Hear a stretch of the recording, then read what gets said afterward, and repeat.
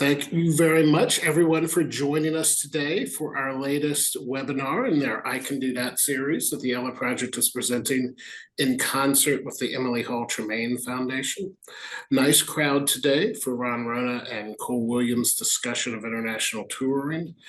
As I said, let's use the chat box that you'll find at the bottom of your screen to ask any questions. We'll take them at the end.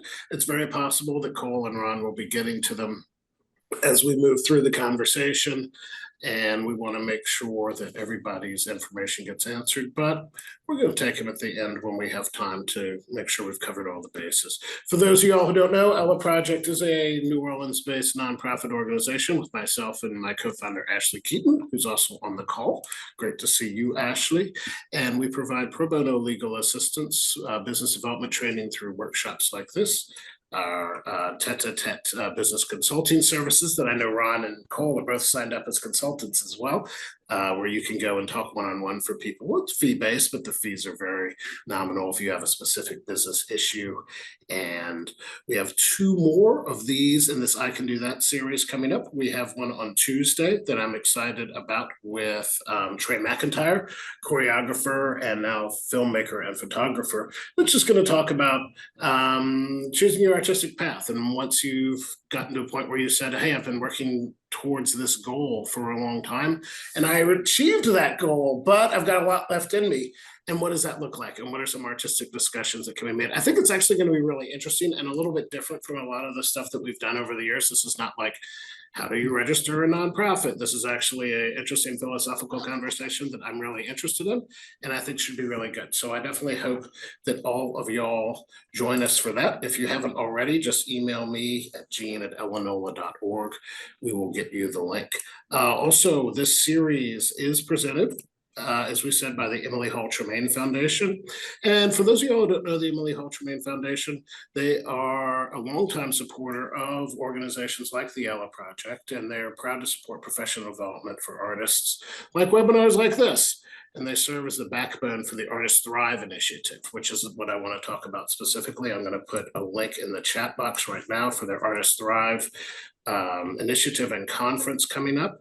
Artist Thrive is a lot of great information. They have a really good monthly newsletter with opportunities, calls to artists, grants, but also just some interesting tips on the creative process and living as a whole artist. And they also have a conference coming up in July 18th through 21st at Winston-Salem. It's really affordable and a really neat opportunity to get to meet other artists in all disciplines that are working towards continuing to develop their whole careers. They have a really cool rubric that's on their website. It's good for organizations, it's good for artists, it's good for everybody. And they've been longtime friends of our organization and continue to support us. So give them a look, and thank you all to Emily Hall Tremaine Foundation for your continued support. Moving on, I'd like to bring in the main event for today's conversation. As we said, we're going to have Cole Williams and Rona talking about international touring. Both of them are illustrious and multi-talented and multidisciplinary, and I know we're going to get into their bios as well. Cole, you go ahead and please start us off and take it from here. Thank you so much, Gene and Ashley and Ella Project. How you doing, everybody? So good to see you here.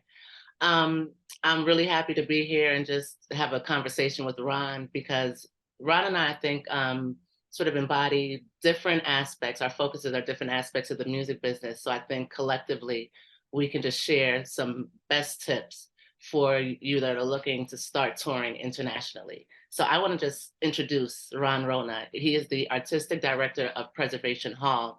And Ron, can you just start off by describing your music industry beginnings? You know, how did you get involved in the entertainment industry and then in the business of music?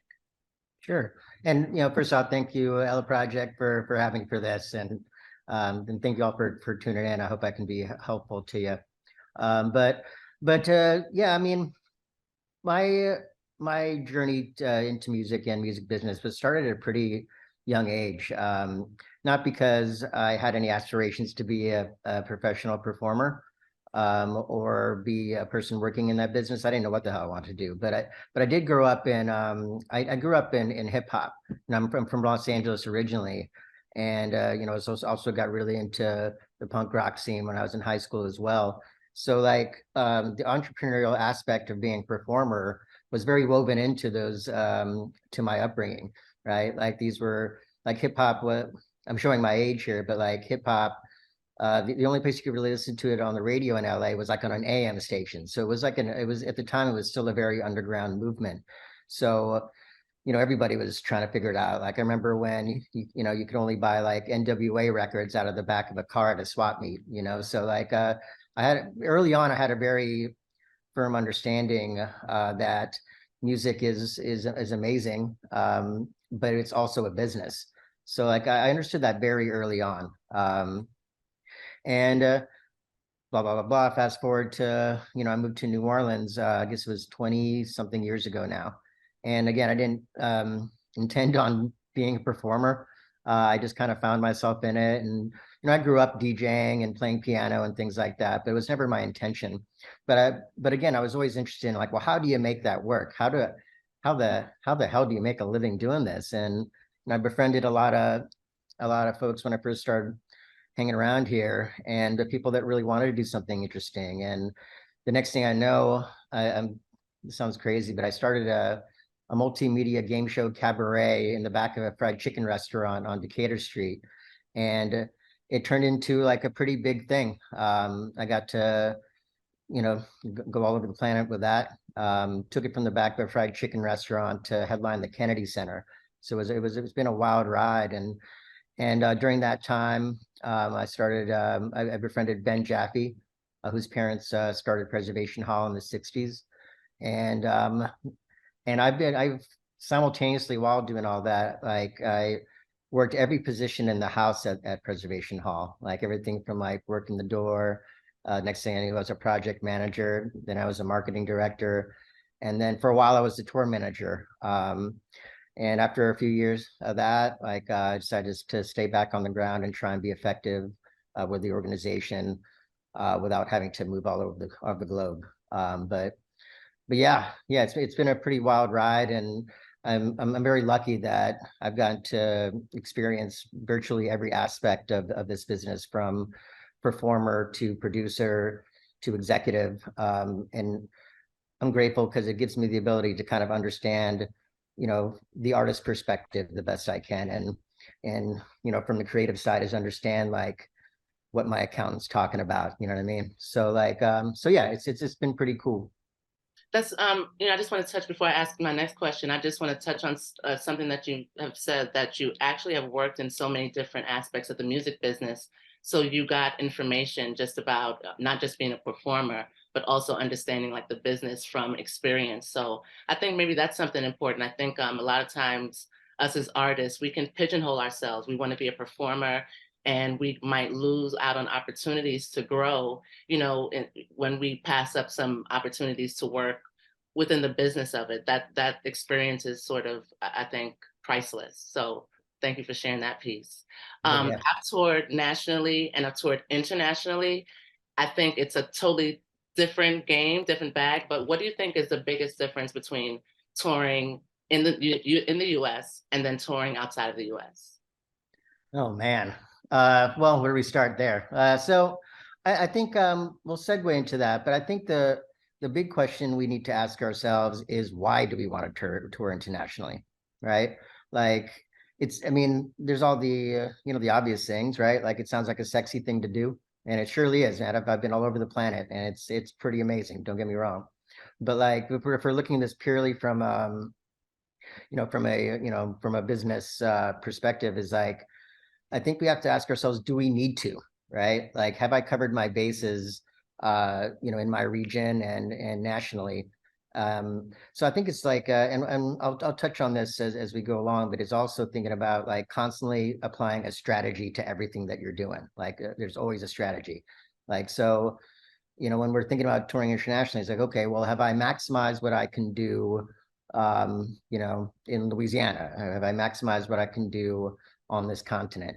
Cool. There's other motivations for that too, like depending on what art you're presenting. Like sometimes those markets only exist out there, so I understand that too. Sometimes, I mean, it's interesting, like with like with traditional New Orleans jazz or traditional New Orleans music, like there's historically been a really wonderful market for that in Japan, in in the Netherlands, in Germany, which is really interesting. But so it is really like being intentional about why we want to tour internationally, because sometimes people just think they got to do it. Um, but you know, the good news is like you're good at what you're doing, and so you've gotten that part. But I think I'm sure this is a through line with a lot of these sessions is like, well, let's figure out how to do the other stuff exceedingly well as well, just like we're working on scales or, you know. Um, I'm sorry, do you think that you need to wait to have a certain following, or do you have to have a certain amount of success nationally before you go internationally? No, it depends. That's what I mean. Is like it's considering the motivation, right? So, but to automatically jump into it, I think that's kind of nuts. I think that we have to, if we're looking this as students as well, is like if we have, it's something we should ask ourselves: do we already understand the mechanics of how to tour? Do we understand like is my budgeting game on point? Have I in the touring I have done nationally? Have I done my due diligence with PR? Have I done my due diligence with marketing?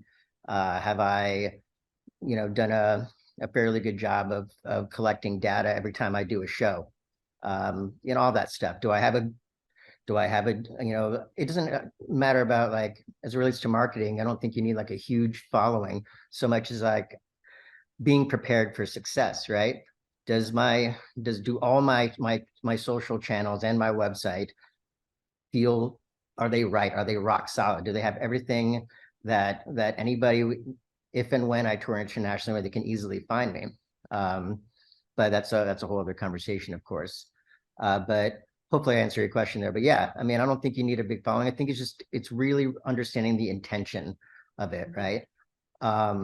Like, say yeah, I don't like to speak in genres, but like if say the particular art that you're presenting, may not be popular in this region. Well, then that's a good reason, right? It's like and we'll get into research later in this, I'm sure, but like is really researching, if I'm a polka band, right? There's not a big polka scene in Louisiana, but like, well, then I'm going to do some research and think, okay, well, maybe there's some really dope polka festivals in Germany, right? But like but again, it's I know that sounds obvious, but it's like constantly thinking about why I'm doing it. And once you identify why you're doing it, it's going to be a little easier to develop the strategy to make it happen and not lose your butt doing it. That's right. So be ready, be prepared for success, have all your socials in order, have your website ready that people feel the same thing that they felt at the show when they go to your different social channels and website. Is that correct? Yeah, and understanding, especially if it's your first time, whether it's touring nationally or touring internationally, is understanding that it's an investment, right? Like I've always looked at it as like even like with Preservation Hall, it's been touring for 63 years. Like we're still, particularly I remember like 10 years ago, we're thinking to ourselves like, well, how do we not only help this music evolve, but evolve how we're putting it out there. And like it was pretty crazy. We started like very much investing in like in calling in favors to play at the major festivals, right? Like Coachella wasn't begging for traditional New Orleans jazz, right? But like but we strategized and maneuvered pretty well. And the next thing we know, we're playing most of those major festivals. But we were, I mean, transparently, we were in the red for years. Like it was, but we looked at it as an investment, right? We said, okay, well, let's try spending this much on trying to get to put this music in a more visible market. And it was investment, and gratefully it paid off. We made a whole bunch of mistakes, but I think that's something I learned throughout that process is like sometimes it's an investment, and touring internationally is absolutely an investment. Stating the obvious, but that's what I mean about, again, we'll return to strategy as we continue. Now tell me, I think we're kind of starting off on the internal when we're talking about preparation and strategy and just kind of getting data on like what you as the artist are doing. for Preservation Hall, how many of the band members, like who's involved in understanding the logistics of touring and understanding the business? Like, is it a collective understanding and collective decisions being made, or are there point people? That's a fun question to ask. So like when I first started, it was like Ben Jaffe, me, and like Ben's cousin. Like, and certainly like both Ben and his cousin very much grew up touring, right? Like Ben Jaffe, his parents founded the hall in the 60s, but his father was toured with the band as a musician, and Ben's cousin Howard was a tour manager for many years, but his mom was a tour manager before that throughout like the 70s and 80s. So where they and we experienced, and yeah, surely. But and I say this lovingly, but like we just kind of figured it out, right? And I think that's how we learned. And our team, fast forward 15 plus years later, like our team's slightly larger, but I'd say, to answer your question, I think these days it's about three, 4 people thinking about it. One of them, which is most importantly, and I wish we had this back then, was an accountant. Right? That was the most important piece of it, right? Is like, yeah, I know, like there was a time, especially when I was a tour manager, where like I could route a tour in my head. Like I knew what flights flew out of where, when. I knew all that just from repetition. But and certainly, did I know how to make a budget? Hell yeah, I know how to make a budget. But like the things I didn't calculate my budgets back then was like taxes, right? I didn't think about like, and even the minutia is tolls, like insurance. Like so these days, the accountant, of course, is a major part of that equation, pun intended. So, I'll speak from my personal experience. So I am a solo artist. I started off writing in the studio, sang backgrounds for a bunch of people, fronted bands, been a band member. But when it comes to my solo project, that was me. So I built my family, so I think there's some bands that come self-contained. There's a group of musicians that like want to do it together. And then there are those musicians that sort of have their own personal vision and they create their family, their band family to support. Um, how does that work when it comes to the business of like creating the tour, like and finding those point people to support? As far as internally with the band or finding someone externally? Well, I would say internally with the band, Yeah, like, sure. is it like a different dynamic? Because I've never, so I haven't had like that Ben Jaffe and my cousin and my Yeah, mother managing. So how does someone that's a little more, I would say individualistic, but yeah. trying to build that collective band family, like how do they then identify those point people and like the right band members that want to grow with them? Yeah, sure. Yeah, I can answer that because like, previous to my Preservation Hall days, I was, well, for lack of a better term, it was really grassroots or everything. I was always lucky because I was always very curious, right? Like I was like, if I needed a video edited, I just figured out how to edit a video. If I needed to make a budget, I just figured out how to make a budget and whatever. And these days it's great because you have YouTube, but like, but to answer your question, like, yeah, I mean, there was a particular ensemble I was with where, none of us were like professional performers yet. So we all had like our hustles. Like for a while we had a keyboard player that was also a graphic designer. Well, that checked off a box because then I'm saving on my marketing budget. We could collaborate about design. I don't have to explain to him what it is we're trying to do because he was in it. And it's looking like what seeing what skill sets everybody in the group has, and if they don't have it, they certainly probably have interests. Can that dynamic get tricky? Yeah. Yeah, absolutely. It's tricky enough playing music together, let alone trying to build a brand. But yeah, it's identifying those skill sets, and then even before that is understanding what skill sets it is that you need, right? Like it's like I think we're going to cover this later, but like if we decide that somebody in the group is going to be in essence the tour manager, right? Like that person has to have a very particular set of skills, or at least learn those particular sets of skills. But no, I think if we're I think I prefaced this conversation with like, if you can do it all yourself, great. Like, like I think I could do it all myself, and sometimes I do it all by myself. You know, like I think it's just getting to that point where you understand what all those components are. So, do I think you need, you know, some of the assets that, you know, we have at Preservation Hall? Yeah, sure, it's great, but I don't think you need it. I think you can do it all on your own. I do, and I guess that's the theme of this whole thing, isn't it? Wonderful. That's really helpful. Okay, so let's just picture this. You have your band, you've like figured out your region, you're doing well, you're expanding, you know, across the states. And then you're saying, you know, okay, I think like we're ready to go. We're ready to hit the road, cross over the water. Um, how do you choose your locations? Like, do you do you do cold contacts? Do you say like this is the city that I love? Like, is there one way to do it? The easiest way to do it, and it's really easy, you could literally do it now while we're on this call, is go to your like social media is at the end of the day is a marketing platform, not just in terms of promoting, but also collecting data. Like just start with like Facebook, right? Like right now, you can look at Facebook, look at anybody on your Facebook, you know where the hell they're from, right? You can go through your fans that are following you. And that's like, I got to tell you, that's the best place to start, right? Like it's free data, right? So like then like so you know go to your you know your band or you know organization's Facebook page, and then let's go through all those people following us, right?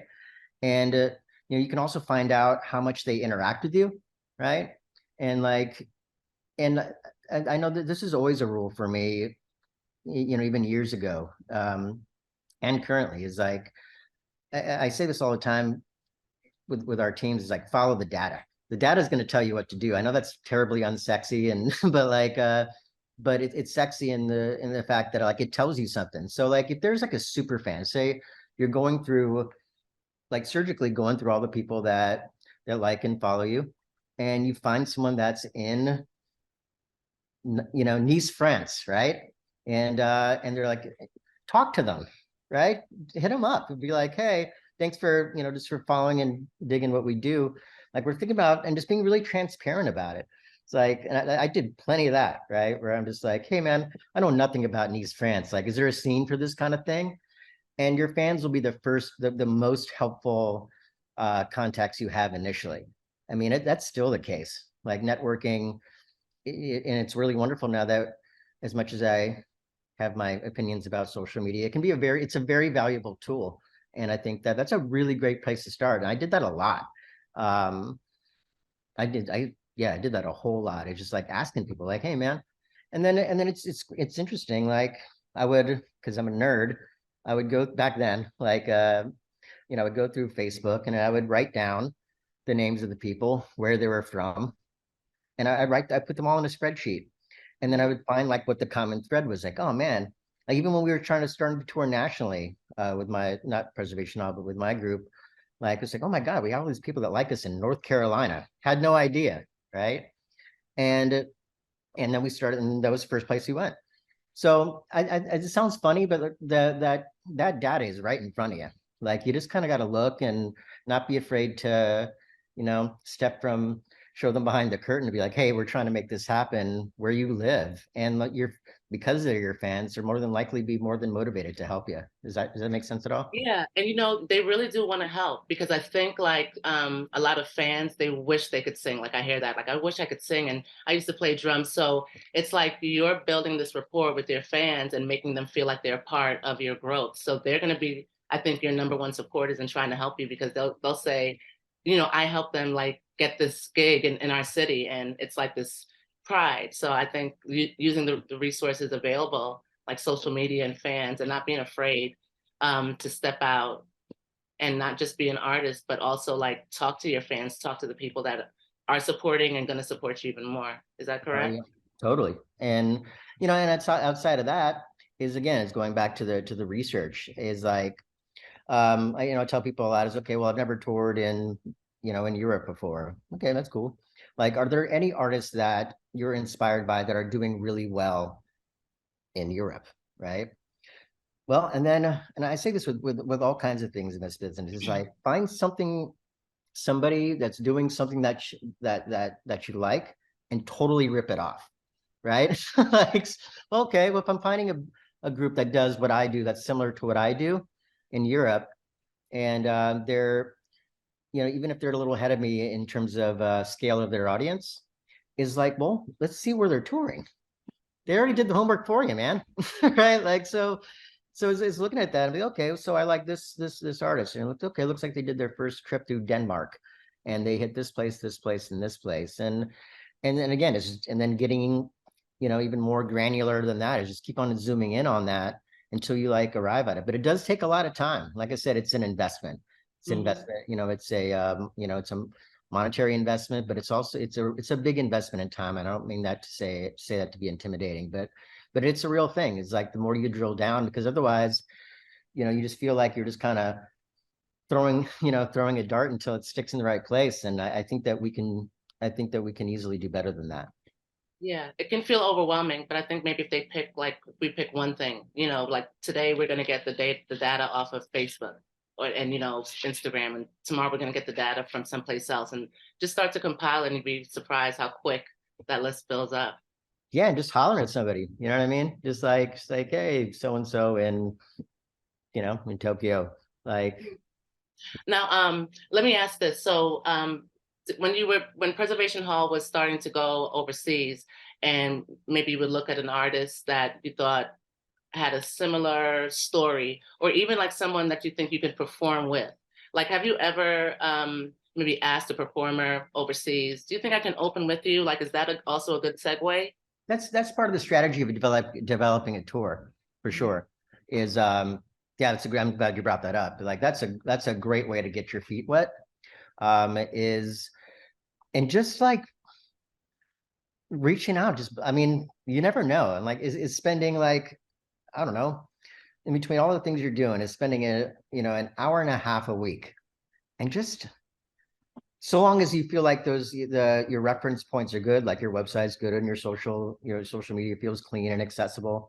But it's like, just cold call a bunch of people, man, whatever, right? Like, you just don't know. Like, I did that a plenty. Like, I'm showing my age here, but like, I don't know if you guys heard of the band Primus, but I was a big fan of Primus when I was like in high school. And I just started to like sending messages to them on like Facebook. And I'm just like, it's like, hey man, like, we'll play. You don't even have to pay us. Like, yeah, because I had a feeling that we might be like-minded people. And I did that with plenty of groups.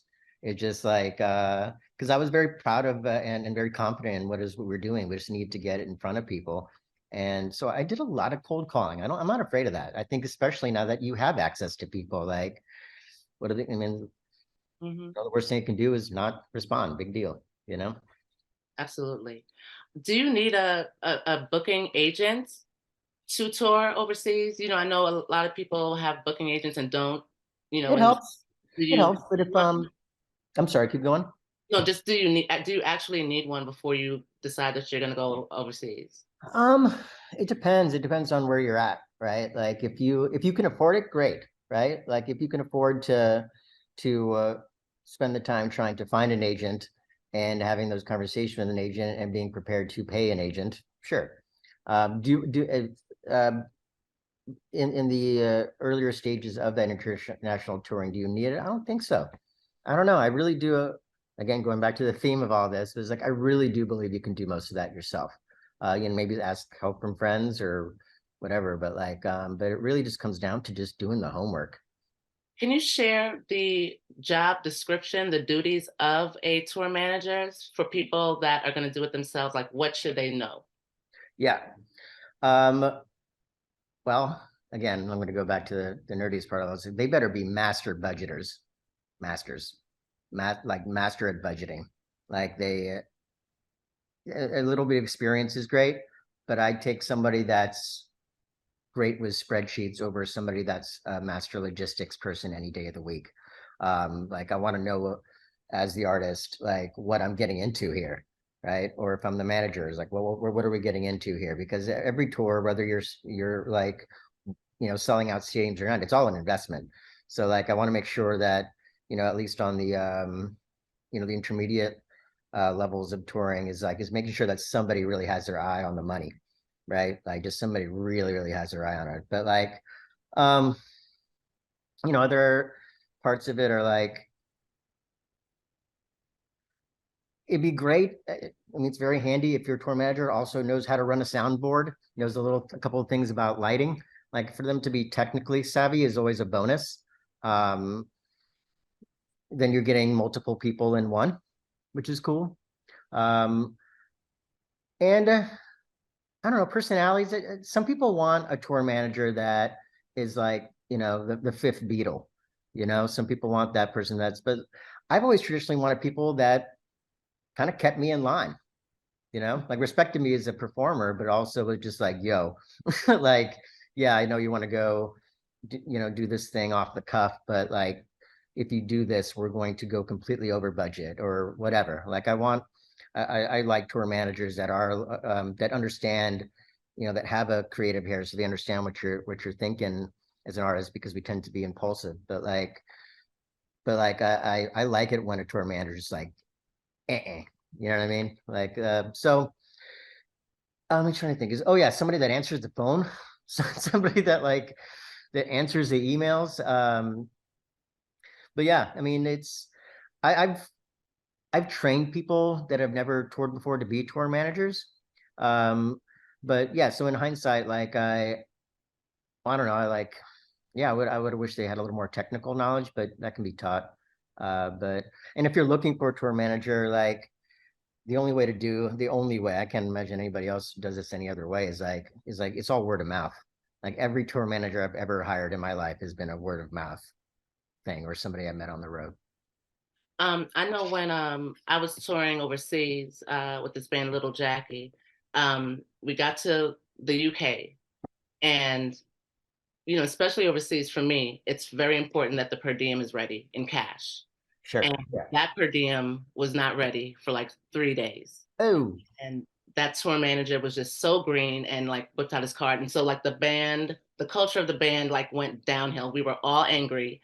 We were all like cursing this guy out behind his back in front of his face. And then we had to like do TV and then do radio and so expenses like and just having like certain things ready. Like are certain things like more of a priority overseas than they are nationally? Like for me right. it was per diem. Are there That, anything else?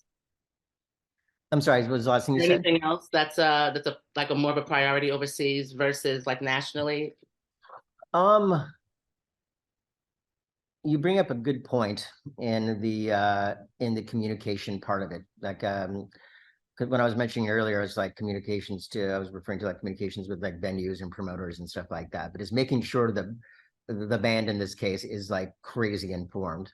Um, like thankfully we have like apps like Master Tour and things like that where everybody can look at all the changes in real time. But internationally, um, this is a different one, but it's like a tour manager if you're yeah, okay, that's a good question. So internationally, like, yeah, we don't expect our tour managers to be multi-linguistic, but like that can figure it out. Like I've been to like Thailand with the Preservation Hall band. I don't speak a lick of Thai, but like I've figured out a way to how to, like, I would do my homework a little bit and just have some basic phrases, but like this sounds funny, but like if your tour manager can like mime a little or at least like figure out ways to communicate what it is that they're trying to get at, that's a pretty that's I'm glad you brought that up, because like that's a particular thing. Because if you got one of those shy tour managers, man, you're yeah, I wish you luck. Well, just like a personal question. So I know language can be a huge barrier. In your experience, has there been any countries that it was like more difficult to communicate? Like, are there some countries that are less accepting of you just walking in and saying, I'm English and I don't know your language, or than others? I know like France, like they're really, they can speak English, but if you don't even make an effort, they just won't even try to speak English with you. So are there any other countries like that that you've experienced? Um, I think I've been fortunate because all the people I've worked with, all of them, yeah. I mean, like coming to, because especially like living in New Orleans, right? Like like every day we see people come from other places that are disrespectful, right? And in a variety of forms, whether they're littering or they're just being belligerent or they just don't understand the culture, you know, like because of that experience living here, everybody that I've worked with, that I've toured with, that are from New Orleans, have always gone in with like a lot of reverence, right, and a lot of respect. And I think that's like and I think that's why we never really ran into too many like problems. Is because we come in with that kind of reverence, where like we're not walking in like like rock stars. We're walking in just like, hey, like how can we be helpful? Because I know you're trying to help us. But trying to think of, I think some of the more interesting situations in touring internationally is like is the technical part of things. Like we when we did our first trip to Cuba, it was wonderful. I speak enough Spanish to get by, so that was no problem. But like is like, well, here, like in New Orleans, we have great backline companies, right? Like over there, in certain places where they're not going to be able to match your rider, right? They're not going to have the bass cabinet that you need.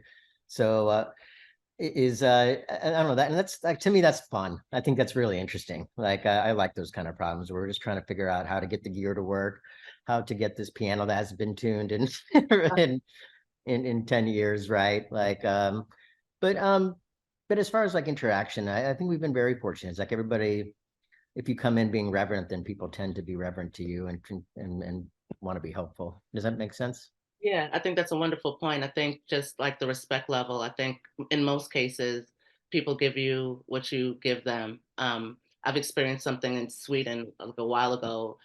They just weren't used to seeing Black Americans. So I would be like walking in the train station, like it looked like 30 feet away, just people staring and just being nasty and just holding your ground and not, succumbing to the reaction that they want to get from you, but just continuing to be reverent. Because I know just the laws are a little bit different in other places. So what can happen to you, if you get in trouble? Like I know in Singapore, I believe you can't litter. Is that still true? You still Yeah. can't. Yeah. So it's like just kind of knowing what the rules and the regulations are in different countries. Is that something that people should be prepared for Oh before yeah, travel? like if you smoke, like I'm Canada, right? Like Canada is hardcore, man. Like when you're if you have here's something, if you've ever toured to Canada, um, you, you you better make sure that like your records are clean and straight because otherwise you're not getting into Canada, right? Like there's so it's being again a good tour manager or if you're doing it yourself is like doing that homework and being like okay because yeah there are variables there's tons of them but How yeah. can you find out? Like, are there like, do you just ask around, like specifically for Canada? Like, I know like their border's crazy, like you can be sitting there forever. Are there different sites or different groups that people can check out to get information about different countries and their rules? Yeah, Just and they're so wildly different from country to country, right? Like somebody may know a better route than me, but like I just kind of Googled till I found something that seemed comprehensive. Mhm. And I um, just asked other tour managers, right? It's like, yo, what do I need to be prepared for when I go to Moscow? You know, so not being afraid to ask questions for things that you don't know, and yeah, that my favorite question in the world is what is that? How do I do that? I've never had an ego about that, man. good. You know what you made me think of while you were speaking? Artist visas. When do you need them? Man, I'll be honest, it's been so long that I've done it that I don't even remember.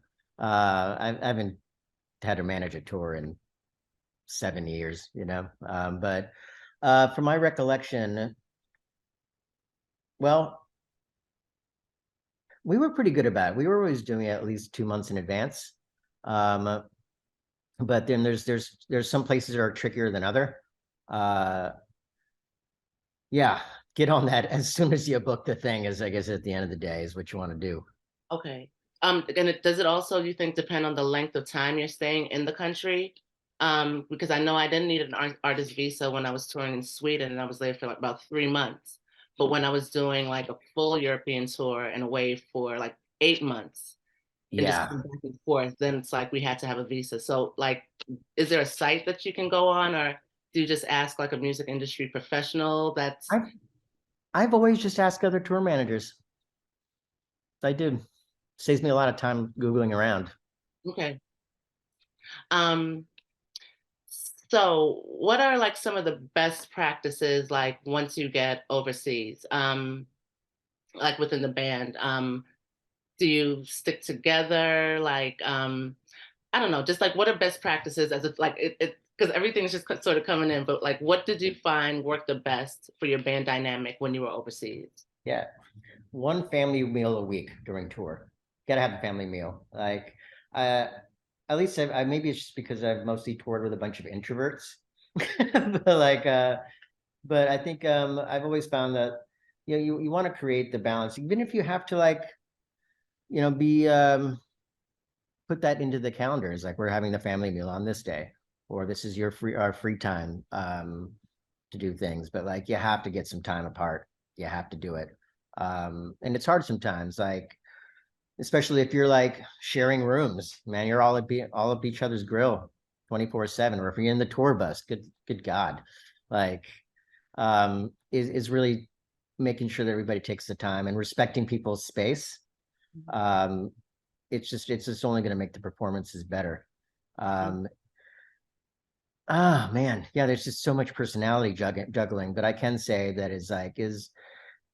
and it's not always going to be the case, but like hopefully before you've hit the road is like you've had like a really honest conversation with each other, and and I don't know, I think it's worth saying, hey man, this is like, because not everybody travels well either, as we all know.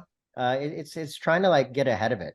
It's just like, hey, we're about to go do this crazy trip for 3 months. Like, let's kind of get out in the open where what our needs are. I know that sounds a little kind of fluffy for rock and roll, but like I think that that it's worth having those conversations before you head out there. If I could do anything different, probably would have done the same with some of the groups I've worked with. Is just having those conversations, but like, what is it that you need, man? Or like, I don't know. I Yeah. think it's a good point because I don't really remember having those conversations until the conflict happens, you know? But Exactly. I think you sort of just think everybody's going to get along. And I actually think those conversations are really important. Yeah. Well, to go back to good tour manager, a good tour manager is a is kind of the band therapist as well. So I think that's another thing we'll add to the resume there for the tour manager. And hopefully a good driver. Okay, so what about so you fly in to the city. Let's say you don't have a tour manager. What about transportation? Like, how do Yeah. you seek transportation? I mean, it's so difficult, you know, like not speaking the language and then having to ride the tube. Do you invest in trying to get a car or a van or? Man, I'm a penny pincher. So I remember the first the first few like again, preservation hall aside, because they're we budgeted for that, but like but I have to bring it back to the homework, right? Is like when I make a tour budget, like I have it down to if I'm tipping the bellhop, right? Like I've managed every single penny, right? So I know that we're going to take the train. I know that and I've Googled to find out how much the train takes. If I'm renting the van, I of course rented the van in advance, so how much that costs, but I've calculated the fuel, right? Like it's just like we were talking about the our personal interactions with our bandmates, doing trying to get in front of it. I think that again, doing our due diligence beforehand is like, and again, then you get there and like the plan might change, but like but I don't know, that's fun. We should look forward to those kind of problems, man. Like I don't know, some of my fondest memories is when like everything like exploded, and every plan I had made in preparation for 2 months completely exploded. And I had to just like figure it out. Right. I had to like, and thankfully we have Google Translate, right? Like when I first started, when I was touring managing, man, I didn't have that. Right. I would have to bring like a little book, right? Like it was crazy, but like we were very fortunate that we have these tools at our disposal now. But Yeah. I'm sorry, did I answer the question at all? You did and more. I like it. So I wanted to know if we can like list like what people should think about with their budget and expenses. So it's not just assuming, but I think a lot of people on this call might wonder, like, what budget, what expenses, and should I be budgeting for prior to going on the road overseas? Oh yeah. Well, is like, well, the first one is talent, right? Like, if I'm managing my own band that I perform in, like, well, how much are we looking to get paid, or are we looking to get paid at all? I've been in that situation for many years. It's like, again, it's like, there's times where I'm like, hey, and it was back when I was younger and was able to make those kind of decisions, but I'm like, hey man, we're not gonna make you any money on this one. This was purely an investment, right?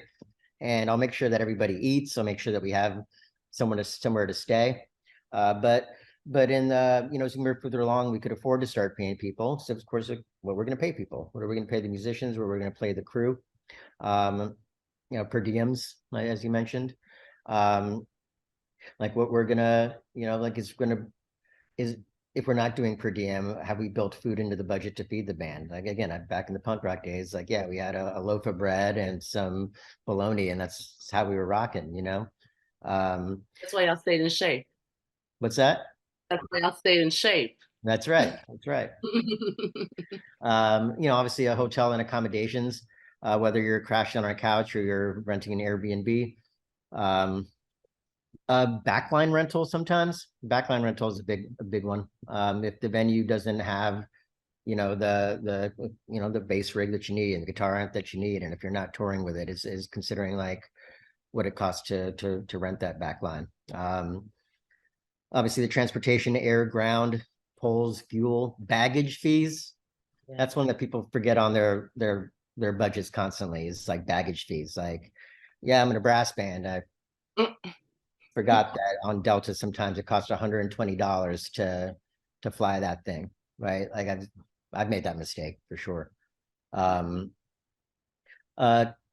Contingency. So like in any budget, you make sure you have a 5% contingency, 5% of the entire budget. And that's going to be like all the stuff that's just going to come up. So that's something you always want to include in every budget you make.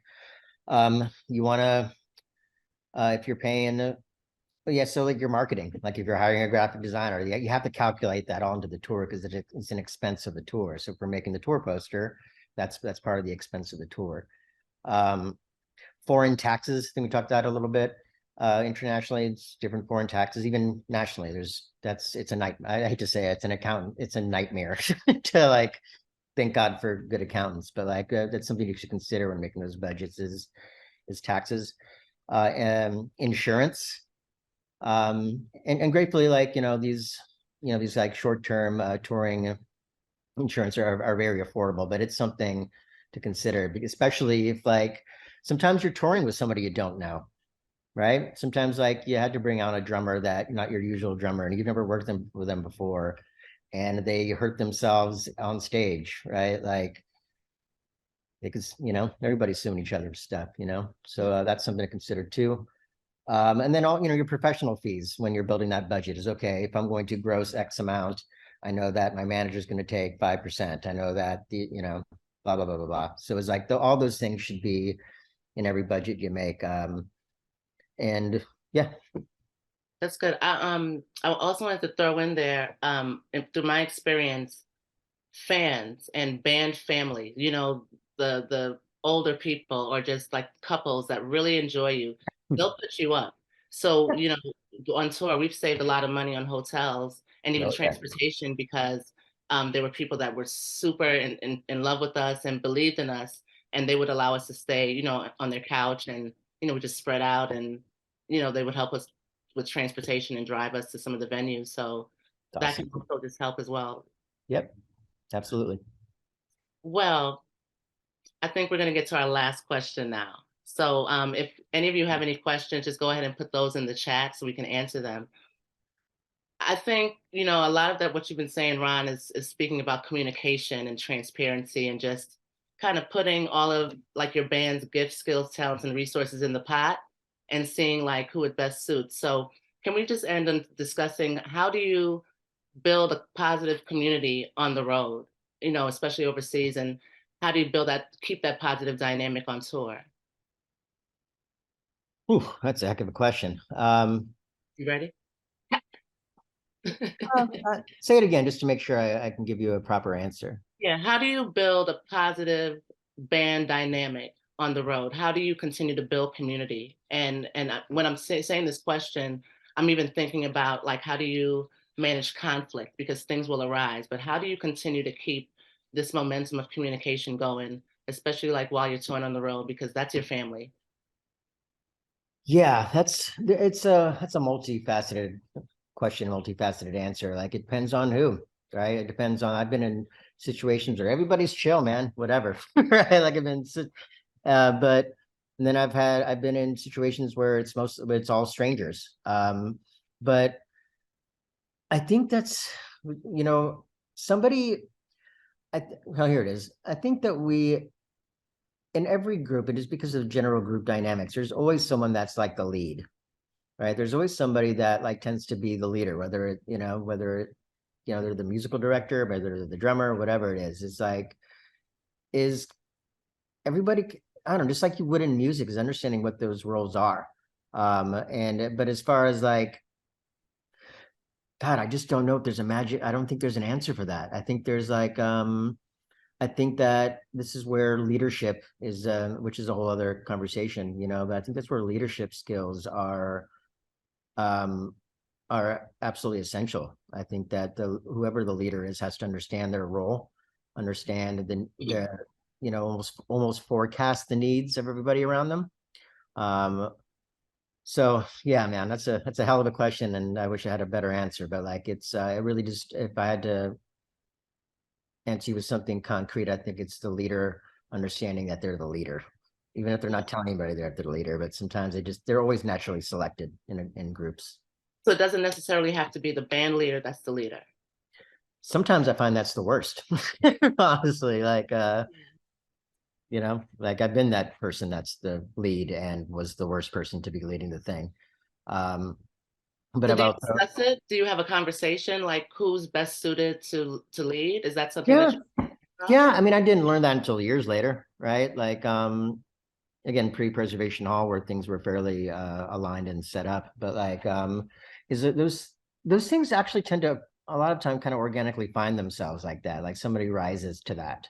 And when I say rise, it's not like they're this like super alpha A type necessarily. I find that the most successful people that are kind of the matriarch or patriarch in their group tend to be just kind of like the second in line, right? Where like they understand that those group dynamics. And yeah, whether it's a tour manager or somebody in the band, there's always someone that just ends up being that person. And I think it's that person and understanding that they have what that responsibility entails.